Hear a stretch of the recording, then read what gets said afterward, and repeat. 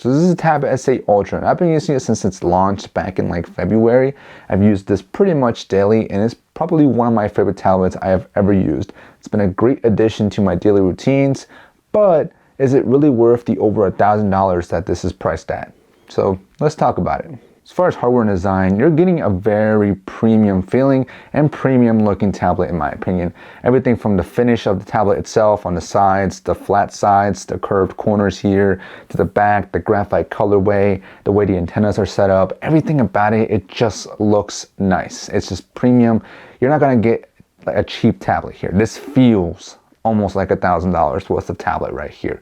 It is a big tablet because it's got a big screen, but it also is pretty thin and it's pretty lightweight. It's not super heavy, and it also is pretty well distributed throughout the tablet itself and weight. It has USB-C for charging. It can also be used to connect like a dock or something if you want to connect or get more ports if you want to. It's got quad firing speakers, which sound fantastic in my opinion. They get very loud and they also sound pretty good for the most part. Very well rounded. They don't sound tinny. They also don't sound super bassy. They sound perfectly balanced in my opinion. You also have a micro SD card support on here, so if you want to expand your storage, you can. So if you run out of storage on your phone, you can easily transfer that stuff from your phone to your tablet and store it in that micro SD card, which is nice. Volume rocker and power button are also on the same side there. On the back here, you do have a small little spot that's glossy, that's magnetic for the S Pen, which is included. So the S Pen is supposed to go back there so you can charge it up for like gestures and stuff like that. But there's also different parts of the tablet that has magnets that you can attach the S Pen there as well, but it won't charge it, it just holds it. On the bottom though, you do have a first party connector for keyboards here. So this is used for Samsung first party keyboards. The only keyboard I currently have is a 2-piece book cover keyboard. This came free bundled with the tablet. This usually retails for $350, but I'm sure you can probably find it either with a bundle or on sale at some point. But let me explain a little bit about the keyboard here. It is a 2-piece, like I said. It's got the back cover, which is the book cover part. It basically connects via magnets, and it has a little spot to protect the S Pen, and it has a little kickstand in it, so you can prop it up pretty much at any angle without needing to get the actual keyboard attached at all times. But like I said, you can attach that keyboard if you want to. Just literally with magnets, attach it and it connects and it works seamlessly. So then you can use this keyboard, to do your basic keyboard things. So you can type out documents, search things on the internet, or just use it to browse the whole UI itself. So the keyboard itself is pretty nice to type on. It's like a chiclet style, I think is what it's called, but it's got good travel. It's got enough clickiness, but also not super clicky, and it's pretty large. It's a large keyboard, and it's got a large trackpad as well. So for the most part, it's a good keyboard, and it's backlit. So if you're in a dark environment, you can easily see the keys themselves. But just keep in mind that this book cover keyboard doesn't actually provide a lot of protection. So it protects the back, it protects the front, but it doesn't really protect the sides. So if you accidentally bumps the tablet into a desk or something that's sharp or a corner, you might accidentally dent it, scratch it, or do something to the side. So just keep that in mind. But you can connect a Bluetooth keyboard or a Bluetooth mouse if you want to save some money and not actually get the book cover keyboard itself. And under the display, you have an optical fingerprint sensor, which is pretty good for the most part. I would say it's about 95% reliable, and it's pretty quick once you actually read your finger. Same thing for the facial recognition. It's about 95% reliable. If both of them working, if you have both set up, there's about like a 1% chance that both of them will fail. So you'll likely never have an issue trying to get in using your biometrics on this device. So the display itself is a 14.6 inch, 120 Hz, 1440p AMOLED display. So what does that mean?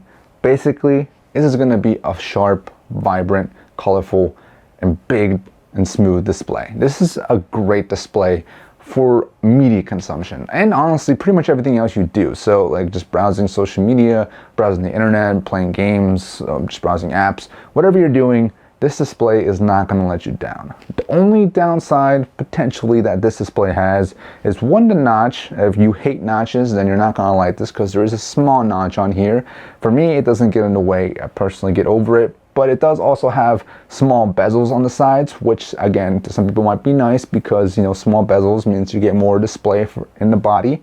But that also means if you're using a handheld here, you're not going to get much room for your fingers. So if you're using it handheld, you might end up causing some accidental touches here and there. By the way, I'd probably recommend getting a script editor for this, just because I accidentally scratched it up already. I think I dropped a tablet or another phone on this display, and it scratched it up. So just keep that in mind, that you might want to protect the display. As far as the performance and everyday uses on this tablet, I'm getting a great experience on here. So first, just performance, a generic way to say it, it's great. You got a Snapdragon 8 Gen 1 on here. With the base model, you only get 8 GB of RAM. I do wish you would get a base of 12 for the price that I'm paying, but you know, it's whatever. It still performs really well with just 8 GB of RAM. And that's because mostly my daily usage is really just simple stuff, kind of. I don't think it's that heavy on the actual processor and stuff like that. So obviously the main usage is media consumption. I already talked about the display. It's a great display. I have no issues watching videos in here. This can handle streaming 4K videos on YouTube, you know, streaming 1080p stuff on other streaming apps. It performs really well. I have no issues. Sometimes there is connection issues, like I feel like it's just the app itself. So like if I go to watch a game or something, it'll give me an error saying, oh, this is the error, you couldn't connect to so-and-so. And I was like, you mean?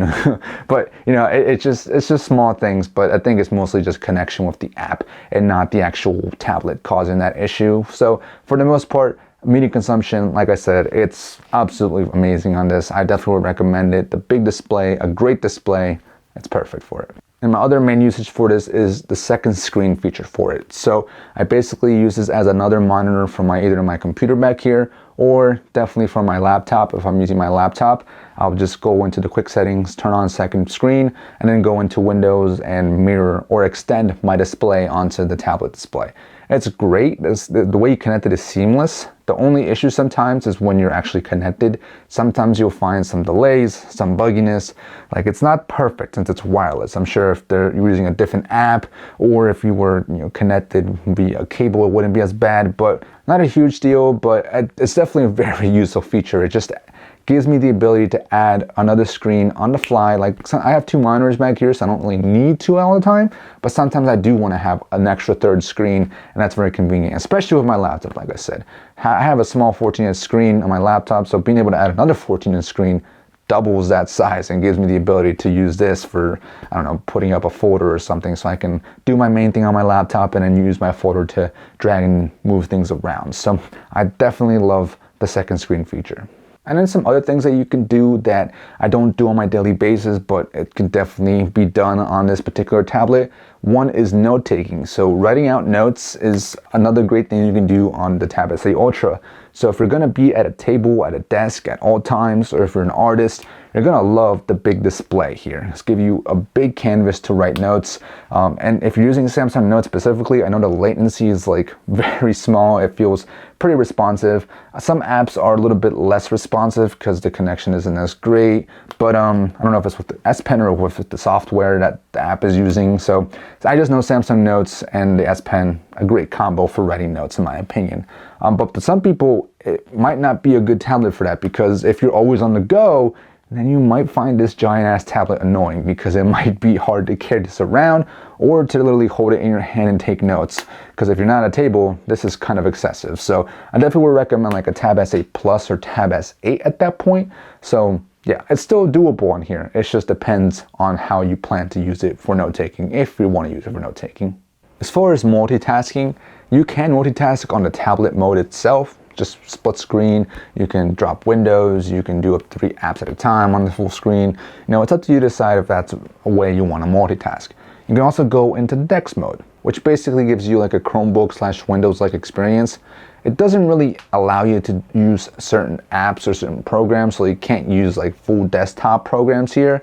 It just changes the way you can move around the actual apps itself. So you can dock them up in Windows and split screen mode, or just open up and pop up windows. So it doesn't really change much besides the way you interact with the actual interface and stuff like that. So that could be used for some people. So as far as this replacing a laptop, for me personally, it can't. And the main reason is because I rely on full desktop apps, and I just can't get by just using the mobile apps. Some people may be able to do that. So if that's the case, then you could potentially replace your laptop with a tablet, and using the book cover keyboard or using a Bluetooth keyboard and mouse, this could potentially just replace your laptop. So if you just rely on some basic web browsing stuff, so just browsing the internet, YouTube, email, stuff like that, this tablet can definitely handle that.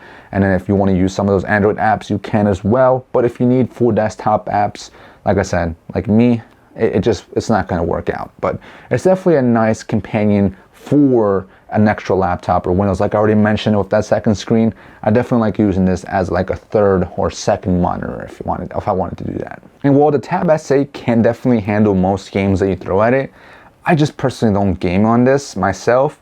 But if you are going to game, I definitely recommend games that are tabletop style. So if it's on the table and you just play on it like that, that's going to work out fine. Or if you're going to dock it up, prop it up, and connect a mouse and keyboard or a controller to it, then that's going to be perfectly fine as well. That's probably the best way to game on here. But if you're going to be playing handheld games, I don't know. I think it's a little too big for that. One, you might not be able to reach all the controls, and two, you might feel a little bit uncomfortable after a while holding this giant tablet in your hand. This tablet is definitely meant to be used propped up, occasionally handheld, but mostly propped up. Which leads to the software. Honestly, Android itself still needs to work a little bit more to try and look better on a tablet that's this big, but Samsung does a really good job with One UI to take advantage of this big screen. So first I want to mention that not all Android apps are optimized to work on a big ass screen like this. So a lot of the social media apps don't work on this big screen. They just look oversized, or an oversized version of their mobile apps. So it doesn't look really pretty. You can go in and customize the aspect ratio and stuff like that, but I personally would just recommend going on the web browser version and just use that version of social media apps and other apps like Amazon and stuff like that. But that's up to you to decide if you want to do that or not. But like I said, One UI itself is a good experience for a giant ass tablet like this. So they do a good job optimizing certain parts of their apps and certain settings and stuff like that to make it easier to reach and get a hold of those certain elements in the UI. So I think for the most part, it's a good experience on here. And a lot of the features that you get on a phone from One UI with 4.1 and Android 12 are also on a tablet here as well, which is pretty cool.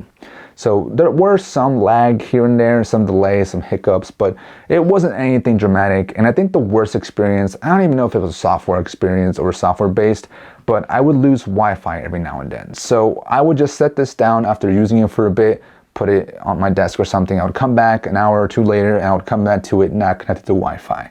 I don't know if that was my Wi-Fi acting up or if it was the software or hardware related that was causing that issue. But otherwise, it wasn't the end of the world. I just had to go back into Wi-Fi and just reconnect. But otherwise, that's pretty much the only issue I had with this tablet at the moment. So overall, like I said, performance is great, software is great, daily usage, everyone's gonna be different, but for me, this is great. So I absolutely like this, and I definitely would recommend it based off my performance and based on my daily usage. All right, so cameras. So I know I'm not a heavy camera user, but some people might want to know here how they perform. So on the front, you get a decent shot. So if you want to take selfies with this camera, you're more than welcome to. It's also pretty wide, so you can get a wide shot if you need to. The wideness though does help in like auto framing for video. You do have to record that in 1080p though, so that's pretty useful if you want to use that in like a video call app, or just record yourself if you want to keep yourself in frame. You can also record in 4K 30 if you want to, so if you want to get that sharp quality video, go ahead and record 4K 30 to please your heart. On the back, it also takes some pretty good shots as well, so whether you're using the main or the ultra wide, you can get a decent shot on the fly if you need to for certain things, for projects, whatever you're doing, you can take a good photo. But for video, same idea as the front. You can record up to 4K 30 if you want to, but it's up to you to decide if you're going to use that. And if you want to use the ultra wide, so if you need to get a wide video, then you have to go down to 1080p, which, I mean, it's no big deal to me. So the way I use these cameras, if ever, is just for scanning documents, which I don't really need a 4K camera for that. But again, everyone's usage might be different. So for me, the way I like to describe this is that this is a good mid-range camera. It's not versatile, but it's not a bad camera either. So it's a good camera. This is the best way I can describe it. As far as battery life, this is an 11,200 milliamp hour battery, but because it is a big display, AMOLED, 120 hertz, static and stuff like that, 1440p, it's gonna drain battery, So for me, the way I use it, the way I described it with a lot of media consumption and second screen, This gives me a whole day's use. So I would describe it as a 24-hour cycle because I don't always charge this around the same time every day. Some days I'll charge overnight and slow charge. Some days I'll have to charge in the morning. Some days during the middle of the day, but it's always at least once in a whole 24-hour cycle, if that makes sense. So I'm able to get anywhere from like 4 at minimum to about 8 max of screen on time. So for me, that's good enough. I get a whole day use and that's fine. And as far as charging, you get 45 watts of charging. So you do have to keep in mind when you're gonna charge it because it does take roughly around 2 hours to fully charge this tablet, even with super fast charging. So just keep that in mind. It might be best for some to just slow charge overnight every night, or if you just can plan out in your schedule and decide, oh yeah, it's gonna be this time period where I'm not gonna be using it, so I can just plug it in real quick and let it charge for a couple hours. So just keep that in mind. But otherwise, for me, battery life has been good. I definitely like it. And for the size, I've been, I wouldn't say impressed, but I've been pleased with it. So should you go out and get a Tab S8 Ultra right now? Well, first, think about where do you plan to use this? What do you plan on doing with it? And if you're gonna benefit from the big screen, then absolutely. But if you're gonna be on the go a lot, if you're gonna be, on your lap, handheld, putting it in a backpack, traveling around with it a lot, then I would maybe consider a Tab S8 Plus. It's pretty much everything this is, but in a slightly smaller form factor, which might be more convenient for some people. But otherwise, if you're gonna be at a desk, you're gonna be propping it up, using a keyboard with it, yeah, I would 100% recommend the Tab S8 Ultra. But otherwise, that's been it. Hope you guys enjoyed. Peace.